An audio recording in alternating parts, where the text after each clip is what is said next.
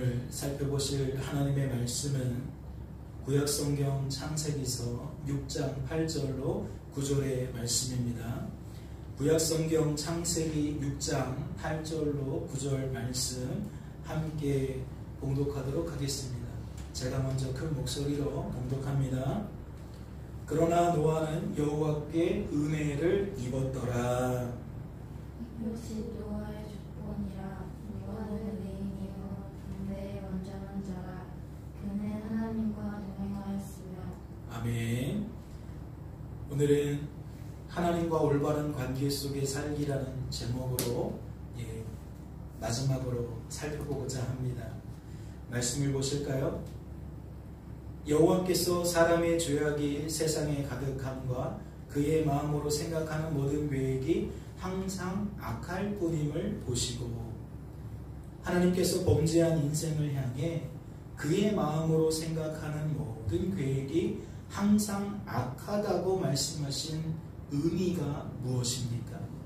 범죄한 인생은 주어진 삶을 도대체 어떤 마음으로 살기에, 도대체 어떤 생각을 갖고 살기에 하나님께서 그를 향해 이와 같이 말씀하셨냐는 거죠.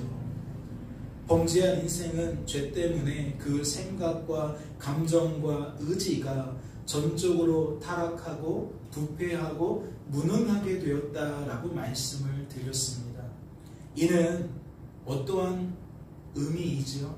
이는 죄 때문에 피조물된 인생이 창조주이신 하나님과 무엇하게 되어졌다? 떨어지게 되었다. 분리되게 되었다. 즉 단절되었음을 의미한다고 이야기를 드렸습니다. 그러니까 죄가 있기 전까지는, 죄를 범하기 전까지는 인생의 생각과 감정과 의지는 바로 하나님과 연결되어지는, 하나님과 동일하게 연합되어져 있는 생각과 감정과 의지였는데, 죄라는 것이 들어온 다음부터는 생각과 감정과 의지가 전적으로 타락하고 부패하고 무능하게 되어서 하나님과 완전히 분리되었다는 거죠. 단절되었다는 겁니다. 그렇다면 그 결과가 무엇일까요? 사람이 하나님과 멀어지게 된 결과가 무엇이겠냐는 겁니다. 사람이 하나님과 떨어지게 된 결과가 무엇이겠냐는 거죠. 범죄한 인생은 창조주이신 하나님께서 인생을 지으신 목적과 무관한 삶을 살게 되었습니다. 즉 하나님의 뜻이 더 이상 우리의 뜻이 될 수 없었다는 거죠. 하나님의 계획이 더 이상 우리의 계획이 될 수 없었다는 겁니다. 즉 하나님과 우리는 분리된 삶을 살게 되었다라는 거죠. 범죄한 인생은 더 이상 하나님의 창조 계획대로 살지 않았다는 겁니다. 그렇다면 그의 마음으로 생각하는 것이 모든 계획이 항상 악하다는 것은 무엇을 의미하겠습니까? 피조물된 인생이 하나님의 창조 계획을 따라 더 이상 창조주이신 하나님을 영화롭게 하는 삶을 살지 않았다는 겁니다. 하나님께서 하신 일을 더 이상 하나님께서 하신 일로 깨달을 수가 없었다는 거죠. 그 결과가 무엇이겠어요? 하나님께서 하신 일이 하나님께서 하신 일로 여겨지지 않는 결과가 무엇이겠냐고요. 하나님께서 하신 일을 사람이 한 일로 여기게 되겠죠. 적어도 하나님께서 하신 일을 하나님께서 하신 일로 여기지 못하기 때문에 그 입술에 하나님을 드러낼 수가 없을 거라는 이야기입니다. 피조물된 인생이 창조주이신 하나님을 영화롭게 하는 방법이 무엇입니까? 하나님께서 하신 일을 하나님께서 하셨다고 우리가 자랑하는 겁니다. 찬양하는 겁니다. 감사하는 겁니다. 그런데 범죄한 인생이 하나님께서 하신 일을 그렇게 여기지 못한다는 것은 더 이상 그러한 삶을 살 수 없음을 의미하는 거죠. 하나님께서 하신 일들을 통해 하나님을 더욱 바라보고 의지하고 자랑하는 삶을 살 수 없게 되었음을 의미한다는 겁니다. 또한 피조물된 인생이 하나님의 창조 계획을 따라 창조주이신 하나님을 영원토록 즐거워하는 삶을 살지 않았다는 겁니다. 하나님께서 하신 일을 하나님께서 하신 일로 깨닫지 못하니까 하나님 때문에 무엇을 누릴 수가 없어요? 세상이 줄 수도 없고 알 수도 없는 참된 만족과 평안과 기쁨 누릴 수가 없는 거예요. 그러한 하나님을 향해 감사도 할 수 없고 찬양도 할 수 없는 거죠. 왜요? 하나님께서 하신 일로 여기지 못하니까 하나님께 그렇게 반응할 수가 없는 겁니다. 하나님 때문에 만족과 평안과 기쁨을 누릴 수가 없으니까 우리가 하나님을 향하여 그러한 반응을 나타낼 수가 없다는 거죠. 이 일을 어떻게 정리했습니까? 하나님께서 인격적인 누림을 가질 수가 없으니까, 하나님과의 관계 속에서 인격적인 우리들이 인격적인 누림을 가질 수 없으니까 무엇도 할 수 없다? 인격적인 반응도 나타낼 수 없다. 그렇다면 범죄한 인생은 죄 때문에 주어진 삶 속에서 무엇을 영화롭게 하겠습니까? 무엇을 영원토록 즐거워하겠냐는 겁니다. 말씀을 보세요. 썩어지지 아니하는 하나님의 영광을 썩어질 사람과 새와 짐승과 기어다니는 동물 모양의 무엇으로 바꿨다? 우상으로 바꿨다. 피조물된 인생은 죄 때문에 창조주이신 하나님 대신에 하나님이 아닌 것들을, 즉 우상을 영화롭게 하며 삽니다. 우상을 영원토록 즐거워하며 산다는 것이지. 그렇다면 우상이라는 것은 무엇일까요? 죄 때문에 자기 자신을 인생의 주체라고, 신앙의 주체라고 오해하고 착각하게 된 인생이 주어진 삶 속에서 자신의 필요에 따라 그 필요를 채우기 위해 자신이 선택한 모든 존재가 바로 우상인 줄로 압니다.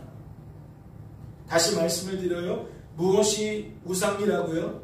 죄 때문에 자기 자신을 인생의 주체라고, 신앙의 주체라고 오해하고 착각하게 된 인생이 주어진 삶 속에서 자신의 필요를 따라 그 필요를 채우기 위해 자신이 선택한 모든 존재가 무엇이 될 수 있다? 우상이 될 수 있다. 말씀을 보실까요? 내 안에 거하라, 나도 너희 안에 거하리라. 가지가 포도나무에 붙어있지 아니하면 스스로 열매를 맺을 수 없음같이 너희도 내 안에 있지 아니하면 그러하리라. 말씀을 통해 무엇을 깨닫게 되십니까? 피조물된 인생은 창조주이신 하나님을 전적으로 의존하도록 창조되었음을 깨닫게 되십니까?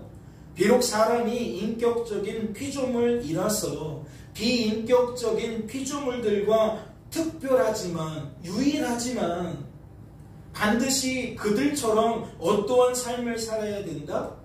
전적으로 하나님만 바라보고 의지하고 자랑하는 삶을 살아가야 된다. 하지만 범죄한 인생은 죄 때문에 하나님과의 관계가 단절되었기 때문에 뭐하며 살게 된다? 더 이상 창조주이신 하나님을 의존하며 살지 않는다. 그렇다면 그 결과가 무엇이겠어요? 가지가 포도나무에 붙어있지 않은 결과가 무엇이겠냐고요? 스스로 열매를 맺을 수 없다. 범죄한 인생은 하나님을 더 이상 의존할 수 없기에 하나님을 대신하여 무언가를 의존하게 됩니다. 우상이라는 건 뭐예요? 하나님을 대체하는 바로 그 대상을 의미한다는 거예요. 범죄한 인생이 하나님 대신 하나님처럼 여기는, 하나님처럼 바라보고 의지하고 자랑하는 그 대상이 바로 우상이라는 거죠. 그 대표적인 존재를 말씀은 어떻게 소개합니까? 말씀은 바로 사람이라고 소개합니다. 범죄한 인생은 하나님을 의존하는 대신에 육신의 안목을 따라 무엇을 의존하며 사느냐? 사람을 의존하며 산다는 거예요. 사람을 바라보며 산다는 것이고, 사람을 의지하며 산다는 것이고, 사람을 자랑하며 산다는 것이죠. 범죄한 인생은 나의 필요를 채워주는 사람을, 나의 필요를 채워줄 수 있는 사람을 무엇처럼 의지한다? 하나님처럼 의지한다. 이는 범죄한 인생이 사람을 영화롭게 하는 삶을 산다는 거예요. 사람을 영원토록 즐거워하는 삶을 산다는 것이지요. 나를 생명의 위협으로부터 지켜준 사람, 나를 생명의 위협으로부터 지켜줄 사람, 나의 한계를 극복하게 해준 사람, 나의 위기를 극복하게 해줄 수 있는 사람, 그 사람은 적어도 나에게 어떠한 존재가 된다? 우상이 된다. 즉 하나님처럼 여겨진다. 고로 나는 누구를 통해 만족과 평안과 기쁨을 누린다? 바로 그를 통해 만족을 누린다. 바로 그를 통해 평안을 누리고 기쁨을 누린다. 고로 나는 누구에게 감사한다? 누구를 찬양한다? 그에게 감사한다. 그를 찬양한다. 부모가 될 수도 있고, 교회 안에서는 목회자가 될 수도 있고, 학교에서는 선생님이 될 수도 있고, 사회생활에서는 직장 상사가 될 수도 있고, 다양한 사람들이 있잖아요. 하지만 더 근본적인 이야기를 살펴보자면 이것은 단지 타인에 대한 것으로만 나타나지 않을 겁니다. 자녀의 입장에서 부모로에게만 나타나지 않는다는 거죠. 결국 우상 숭배의 근원은 누구냐? 바로 나라는 거예요. 사람은 누구를 철저하게 바라보고 의지하고 자랑하며 사느냐? 나 자신을 바라보고 의지하고 자랑하며 산다는 거죠. 생각해 보세요. 내가 나를 도와줄 수 있는 누군가를 신뢰했다면 결국 무엇도 여운이 남아요? 그를 신뢰한 내 자신도 여운이 남아요. 내가 좌로 치우치지 않고 우로 치우쳤다면, 그러한 선택을 하게 되었다면 무엇이 남는다는 겁니까? 내가 왼편을 선택하지 않고 오른편을 선택한 바로 그 선택의 주체인 내 자신이 나에게 여운으로 남는다는 거죠. 그러니까 상대방을 동경하고 존경하는 것 같지만 밑바탕에는 무엇이 깔려 있어요? 그를 선택한, 그를 의지한, 그를 신뢰한 나라는 사람이 자리 잡고 있다. 그러니까 우상 숭배의 근원은 결국 무엇이다? 바로 나라는 거죠. 범죄한 인생은 자기 자신을 하나님처럼 여긴다고 누누이 말씀을 드렸습니다. 하나님만 하나님이신데 나를 하나님처럼 여긴다는 것이고 나도 하나님처럼 여긴다는 것이죠. 다시 말해 자기 자신이 우리 인생에게 있어서는 가장 큰 우상이라는 겁니다. 그렇다면 구원받은 성도는 어떠할까요? 이러한 우상 숭배에 빠지지 않은 세상 사람들은 없습니다. 자기 자신을 우상처럼 여기지 않는 인생은 아무도 없다는 거죠. 그렇다면 성도는 어떠하겠냐는 거예요. 교회 다니는 우리들은 어떠하겠냐는 거죠. 이러한 우상 숭배와 무관할까요? 우리는 더 이상 구원받았으니까 교회 다니니까 그러한 삶들을 살지 않을까요? 구원받은 성도는 주어진 삶 속에서 죄를 범하기 전에 에덴 동산에서 아담이 살던 모습처럼 오직 주어진 삶 속에서 우리를 향하신 아버지의 뜻대로만, 아버지의 마음대로만 살게 되겠냐는 겁니다. 언제나 우리의 뜻이 아버지의 뜻일 수 있겠냐는 거죠. 언제나 우리의 마음이 아버지의 마음일 수 있겠냐는 거예요. 그래서 내가 사는 것이나 내 안에 그리스도께서 사시는 것이나 100% 일치하겠냐는 거죠. 말씀을 보세요. 오늘 살펴보고 싶은 가장 큰 주제는 바로 이 대목입니다. 구원받은 성도가 과연 우상 숭배와 무관하겠는가? 내가 홍수를 땅에 일으켜 무릇 생명의 기운이 있는 모든 육체를 천하에서 멸절하리니 땅에 있는 것들이 다 죽으리라. 어떠한 내용을 담고 있는 겁니까?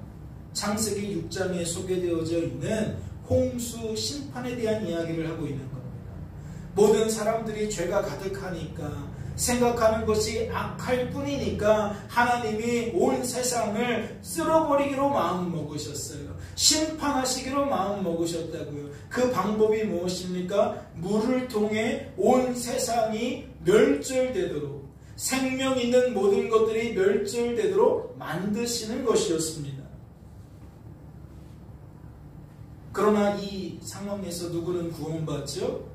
노아와 그의 가족들은 구원을 받습니다.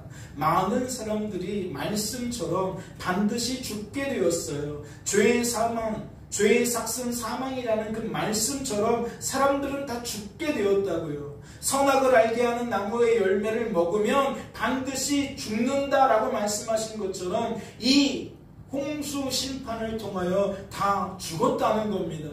그런데 누구는 살아요? 노아의 가족은 살아요. 그렇다면 과연 그들은 어떠한 삶을 살게 되었을까요?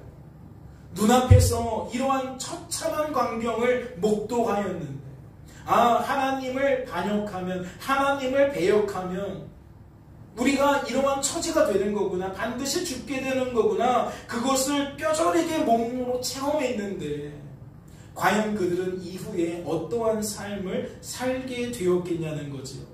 어떠한 마음을 가지고, 어떠한 삶의 태도를 가지고 살게 되었겠냐는 겁니다. 말씀을 보실까요? 온 땅의 언어가 하나요, 말이 하나였더라. 이에 그들이 동방으로 옮기다가 시날 평지를 만나 거기 거류하며 서로 말하되, 자 벽돌을 만들어 견고히 굽자하고, 이에 벽돌로 돌을 대신하여 역청으로 진흙을 대신하고, 또 말하되, 자 성읍과 탑을 건설하여 그 탑 꼭대기를 하늘에 닿게 하여 우리 이름을 내고 온 지면에 흩어짐을 면하자 하였더니, 노아의 후손들은 지금 어떠한 삶을 살고 있습니까? 그들은 주어진 삶 속에서 어떠한 마음을 가지고 어떠한 삶의 태도를 나타내고 있냐는 겁니다. 말씀을 곰곰이 들여다보세요. 서로 말하되, 자 벽돌을 만들어 견고히 굽자하고, 이에 벽돌로 돌을 대신하며 역청으로 진흙을 대신하고, 또 말하되, 자 성읍과 탑을 건설하여 그 탑 꼭대기를 하늘에 닿게 하여 우리 이름을 내고 온 지면에 흩어짐을 면하자 하였더니, 여러분은 말씀을 통해 무엇을 발견케 되십니까? 지금 노아의 후손들이 이러한 삶을 살고 있는데 이 내용을 통해서 무엇을 깨닫게 되시냐는 겁니다. 일전에 노아 시대의 상황을 말씀은 이렇게 소개했습니다. 여호와께서 사람의 죄악이 세상에 가득함과 그의 마음으로 생각하는 모든 계획이 항상 악할 뿐임을 보시고, 그렇다면 물어볼게요. 노아 시대의 사람들의 마음속에 품고 있는 생각들은, 즉 모든 계획들은 하나님 보시기에 항상 악했습니다.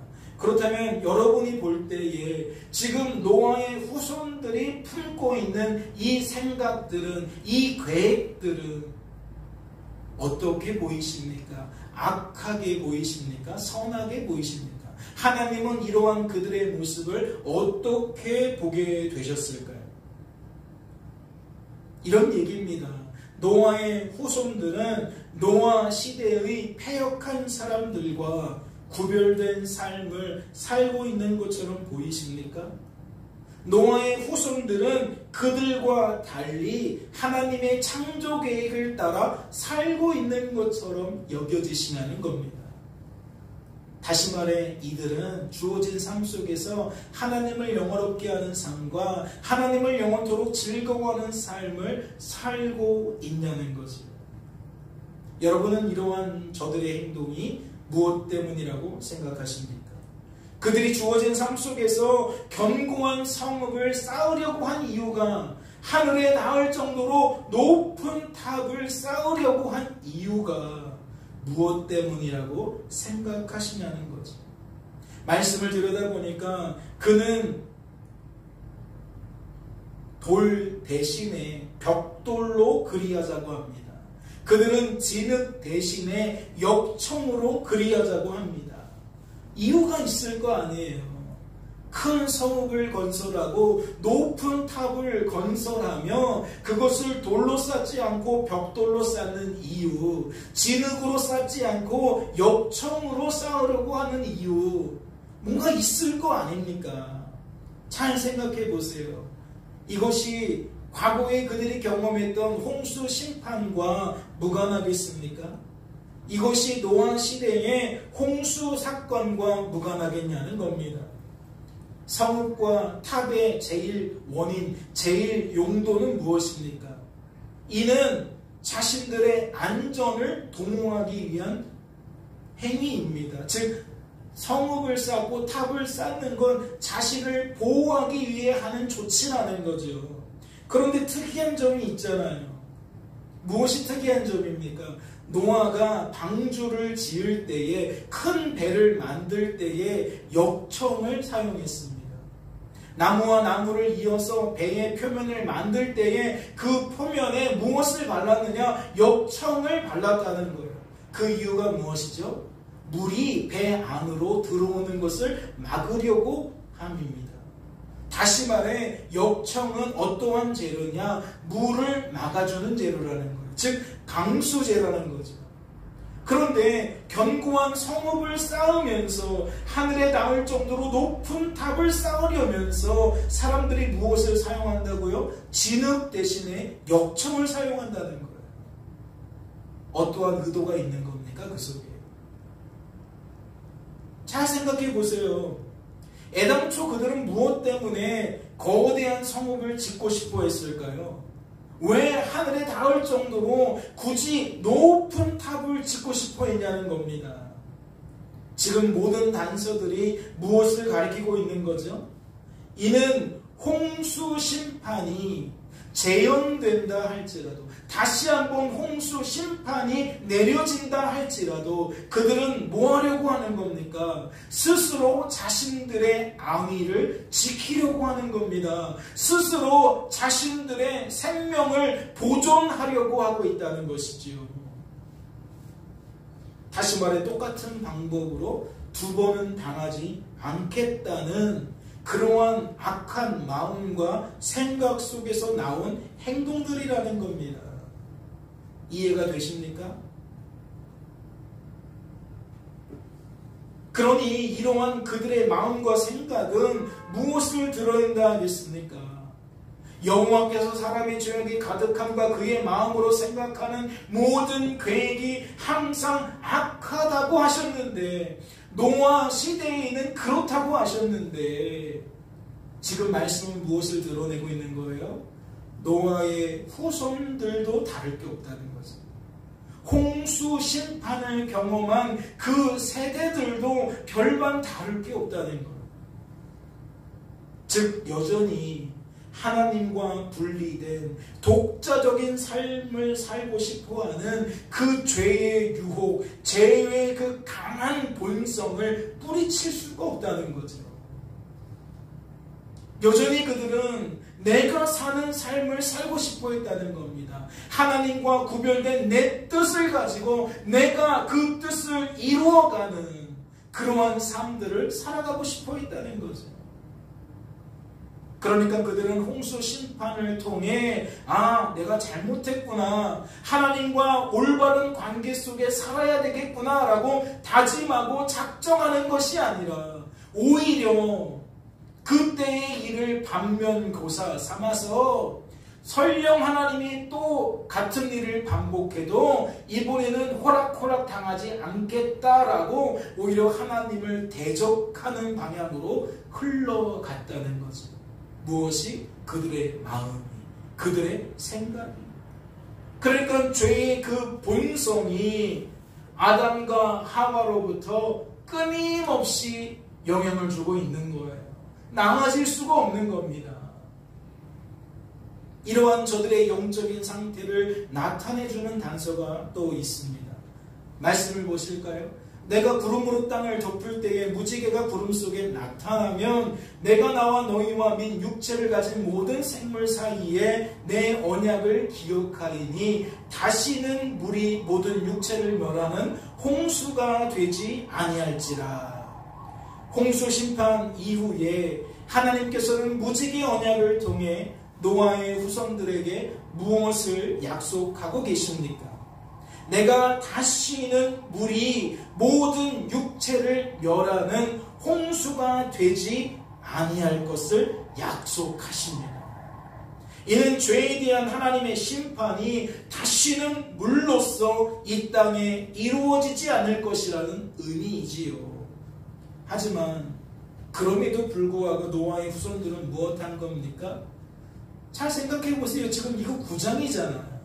9장이라는 건 뭐예요? 그들이 성을 쌓고 탑을 쌓기 전에 하나님이 이미 그들에게 약속해 주셨다는 겁니다. 말씀하셨다는 거예요. 그런데 그들은 그 말씀을 듣고도, 그 언약을 듣고도 뭐 했다는 거죠? 홍수 심판을 대비했다는 겁니다. 그렇다면 무엇을 방증하는 거예요? 하나님의 말씀, 하나님의 말씀으로 믿지 않았다는 거예요. 하나님도 우리와 같이 한 번 말하지만 번복할 수 있지 않겠는가? 망언약이라는 것이 있는데 하나님이 진짜 그렇게 하시지 않을 수도 있지 않느냐? 하나님에게 기대지 말고 우리의 인생은 우리가 직접 개척하자. 왜 타인에게 의존하느냐? 우리 스스로 우리의 인생을 가꾸자. 그러니까 하나님을 하나님으로 인정하는 거예요, 안 하는 거예요? 하나님만 하나님이다 라는 얘기는 고사하고, 지금 하나님 때문에 구원받게 된 그들이 하나님을 하나님으로 여기고 있냐는 겁니다. 지금 이러한 그들의 모습은 하나님을 아예 하나님으로 여기지 않는 거예요. 창조주이신 하나님을 나의 창조주로 여기지 않는다라는 거지요. 다시 말해 그들은 하나님을 전적으로 내가 왜 의존해야 되느냐라는 거부감을 가지고 있는 겁니다. 내가 왜 하나님만 내 인생의 주관자와 구원자로 여겨야 하느냐라고 반문하고 있다는 거죠. 앞서 설명드린 것처럼 그들은 여전히 나를 하나님처럼 여기고 있는 겁니다. 적어도 나도 하나님처럼 여기고 있다는 거예요. 그러니까 내 인생 하나님께 맡겨둘 수 없는 거죠. 하나님만 바라보고 살 수 없는 거죠. 내가 스스로 살겠다라고 그들은 의지를 천명한 겁니다. 그렇다면 그 결과가 무엇이겠습니까? 그런 그들이 하나님의 뜻을 따라 하나님을 영화롭게 하며 살겠습니까? 하나님을 영원토록 즐거워하며 살겠냐고요? 그렇지 않습니다. 우상 숭배자들처럼 하나님 대신 하나님이 아닌 것들을 영화롭게 하는 일에 관심을 기울입니다. 하나님보다 하나님이 아닌 것들 때문에 즐거워하는 삶에 마음을 쓰며 산다는 거예요. 그것이 어떻게 드러납니까? 우리 이름을 내자라는 것으로 드러내는 겁니다. 주의 이름을 높이는 것으로 내 삶의 목적을 잡는 것이 아니라 내 이름을, 우리의 이름을 높이 드러내는 것에 그들은 목적을 두고 산다는 거죠. 그리고 이후의 말씀을 보면 하나님이 그들을 온 지면으로 흩습니다. 그런데 그들은 지금 이미 무엇을 생각하고 있습니까? 온 지면에 흩어지는 것을 면하자라고 마음을 먹고 있습니다. 그러니까 그들의 생각은 이미 무엇으로 가득하다는 겁니까? 하나님의 뜻을 거역하는 일에 가득하다는 겁니다. 하나님의 뜻과 구별된 내 뜻을 내 삶 속에 관철시키려는 것으로 가득하다라는 거죠. 그러니 우리는 무엇을 깨달을 수 있는 겁니까? 이러한 저들의 다양한 모습을 통해 무엇을 깨달을 수 있겠냐는 거죠. 죄가 가득한 노아 시대의 사람들이나 홍수 심판 속에서 구원을 경험케 된 노아의 후손들이나 조금도 다르지 않다는 것을 확실하게 깨달을 수가 있는 겁니다. 즉 범죄한 인생은 달라지지 않더라는 거지. 수많은 일들을 경험해도 결국 악하고 약하고 무능하기는 매한가지라는 겁니다. 사랑하는 성도 여러분, 그렇다면 이것이 성도된 우리들에게 의미하는 바가 무엇이겠습니까? 던져주는, 시사하는 바가 무엇이겠냐는 겁니다. 우리는 이러한 질문을 자신에게 던질 수 있어야 합니다. 그렇다면 과연 무엇 때문일까? 어떻게 노아 시대에 노아와 그의 가족은 홍수 심판 속에서 구원을 받을 수 있었을까? 말씀을 조금조금 살펴보니까 인생은 결코 죄에서 벗어날 수 없을 텐데, 노아와 그의 가족도 결코 예외가 될 수 없을 텐데, 어떻게 그들은 그럼에도 불구하고 홍수 심판 속에서 예외가 되었냐는 거지요. 어떻게 구원을 받을 수 있었냐는 겁니다. 말씀을 보실까요? 오늘 본문은 하나의 단서를 이렇게 제공합니다. 이것이 노아의 족본이라. 노아는 의인이요 당대의 완전한 자라. 그는 하나님과 동행하였으며. 사람들은 이 말씀을 근거로 종종 어떠한 이야기를 하게 되느냐, 노아가 특별했기 때문이다 라고 얘기를 합니다. 많은 사람들은 별 볼 일 없는데 노아는 남달랐다는 거죠. 노아는 다른 사람들과 다르게 의인이었다는 겁니다. 그는 당대에 유일하게 완전한 자였다는 거죠. 그는 특별하게 하나님과 동행하는 사람이었다는 겁니다. 그렇기 때문에 그만 구원받은 것이 아니라 그가 너무나도 완전하고 의인이고 동행하는 자였기 때문에 그의 가족들까지도 보너스로 구원을 받을 수 있었던 것이다. 그러니까 누구에게만 완전히 사람들의 시선이 몰려있는 겁니까? 노아라는 사람에게만 시선이 몰려있는 겁니다. 하지만 이것은 주어진 삶 속에서 영적으로 깊은 잠을 자고 있는 많은 사람들이 하나님을 주목하지 못하고 오직 사람과 환경을 주목하는 우상 숭배자의 눈으로 하나님 말씀을 바라보기 때문에 그렇게 여기는 것인 줄로 압니다. 죄 때문에 전적으로 악하고 약하고 무능하게 된 인생은 거듭해서 말씀을 드리지만 결코 스스로의 힘과 능력으로는 의의 열매를 맺으며 살 수 없습니다. 이는 의인의 삶을 살 수 없다는 것이고 완전한 삶을 살 수 없다는 것이고 하나님과 동행하는 삶을 살 수 없다는 거예요. 악하고 약하고 무능하게 되었기 때문에 스스로의 힘과 능력으로는, 즉 나의 자원으로는 결코 그러한 삶들을 살아갈 수 없다는 거죠. 말씀을 보세요. 우리들이 확인한 바 아닙니까? 나는 포도나무여 너희는 가지라. 그가 내 안에 내가 그 안에 거하면 사람이 열매를 많이 맺지만 만약 나를 떠나면 어떻게 된다? 너희가 아무것도 할 수 없다. 그럼 아무것도 할 수 없다는 이 말에는 무엇이 포함되어 있는 겁니까? 하나님께서 은혜 베풀지 않으면 의의 열매 맺을 수 없다는 의미 아니에요? 하나님이 도와주지 않으면 의인의 삶을 살 수 없다. 완전한 삶을 살 수 없다. 하나님과 동행하는 삶을 살 수 없다. 그런 의미 아니냐고요. 그렇다면 우리들은 무엇을 깨달아야 됩니까? 성경에 거짓말하는 겁니까? 노아는 사실 의인이 아닌데 의인이라고 말하는 걸까요? 노아는 완전한 자의 삶을 살지 않았는데 완전한 자의 삶을 살았다고 성경이 거짓말하는 건가요? 아니면 그는 하나님과 동행하지 않았는데 동행했다라고 잘못 기록하고 있는 거냐는 거예요. 아니죠. 노아는 의로운 삶을 살았습니다. 하나님과 동행하는 삶을 살았어요. 다만 무엇을 놓치지 말라는 겁니까? 노아가 그러한 삶을 살 수 있었던 이유가 어디에 있었느냐? 이는 노아에게 있었던 것이 아니라 노아와 함께 하시며 그를 붙들어 주신 하나님에게 있었음을 의미하는 겁니다.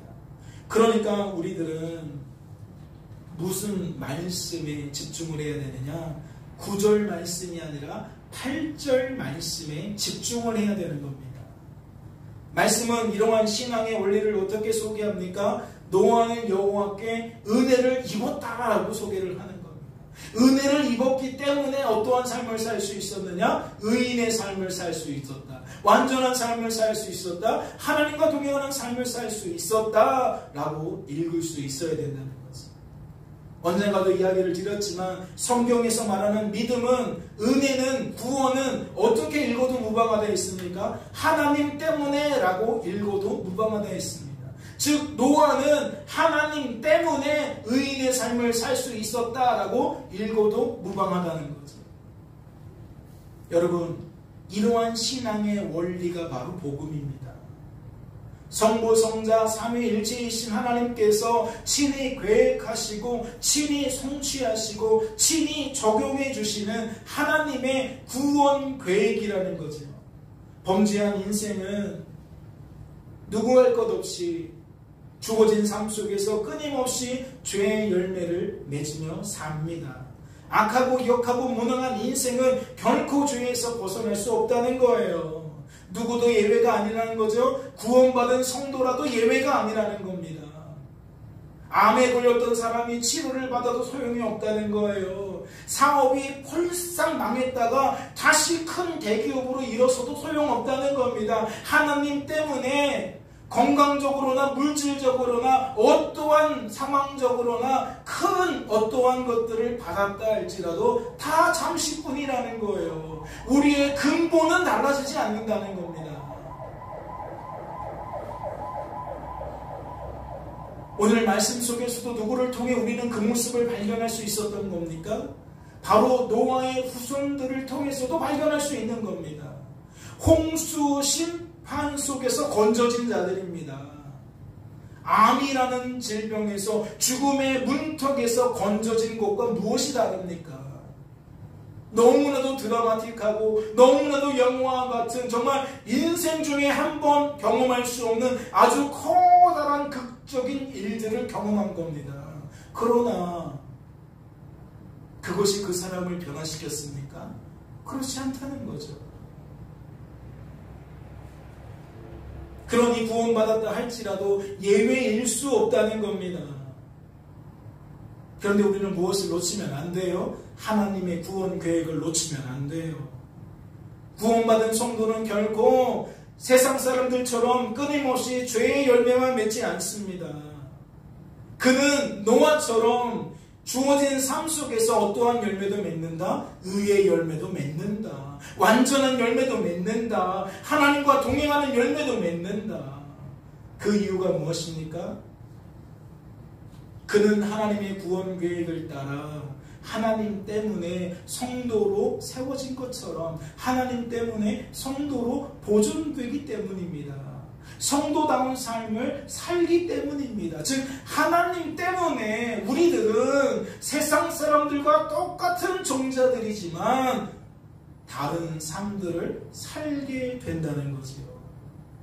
하나님 때문에 어떠한 삶을 산다? 반드시 하나님을 영화롭게 하는 삶을 산다. 반드시 하나님을 영원토록 즐거워하는 삶을 산다. 하나님 때문에 노아처럼 은혜를 받고 의인의 삶을, 완전한 자의 삶을, 하나님과 동행하는 삶을 산다. 사랑하는 성도 여러분, 이제 말씀을 맺고자 합니다. 나이가 무슨 상관입니까? 성별이 무슨 상관입니까? 물질이 많고 적음이 무슨 상관입니까? 배움이 많고 적음이 무슨 상관입니까?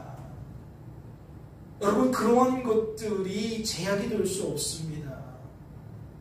성도가 성도다운 삶을 살 수 있는 이유는 애당초 그러한 것들이 영향을 주는 것이 아닙니다. 우리 안에 거하시는 하나님이 역사하시면 가능케 되어지는 겁니다.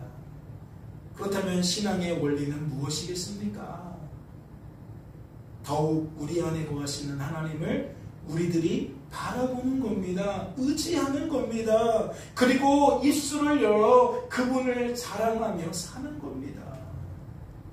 하나님께서 하신 일을 하나님께서 하신 일로 깨닫고 하나님께서 하신 일을 하나님께서 하신 일로 드러내며 사는 것이 신앙생활의 원리라는 거죠.